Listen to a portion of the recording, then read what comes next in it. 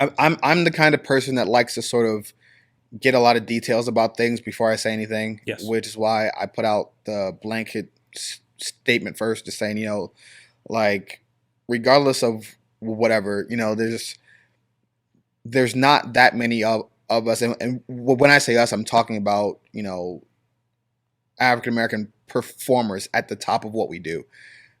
For us to have guys there, and for us to try to move forward and create more opportunities and more doors for others, the last thing we need is to be cutting each other down. You know what I mean? Right, So, right, right.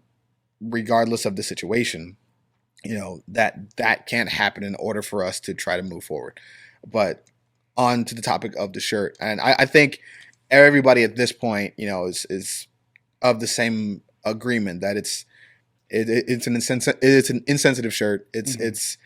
Um, it definitely shouldn't have been produced. It shouldn't have been. The idea shouldn't have been there.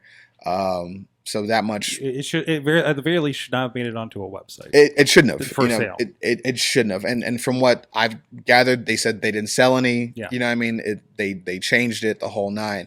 But like, and I had a statement that I'll put out officially, but I think this speaks to a bigger problem in society, much more. In wrestling, yes, but in society as well, because when you're in this sport, you're trying to market to everybody. The problem is you can't market to everybody if you don't have everybody represented on your marketing team, right? You have to have people, a wide array of people that know cultures, that know these things, that know the history of these things, to prevent situations like this from happening. Because I guarantee if there was someone on that team, what have you, like, and no one knows the heart of the guy that, or whoever that designed the shirt. So I can't sit here and go, oh, well, he should have, like, he could have just been like, hey, well, he's smiling. Let's just make a smiling shirt because he's smiling. Like, yeah. And it could be the guy doesn't know what he, or right, girl doesn't know what he doesn't know. Exactly. And to me,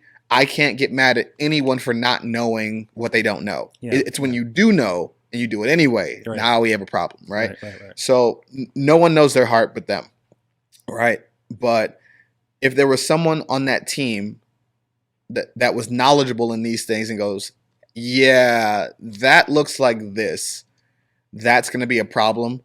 Let's not put that out. Yeah. You know what I mean? You could have saved yourself a lot of trouble, a lot of, all the backlash, everything that's going on.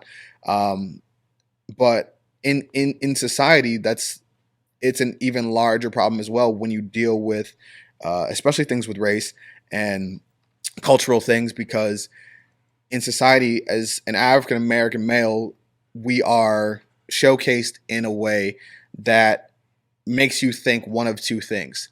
Either we are the super aggressive uber thug, that's going to rob you and, steal all your women and and we're coming for your daughters and all of that, and you play into that fear.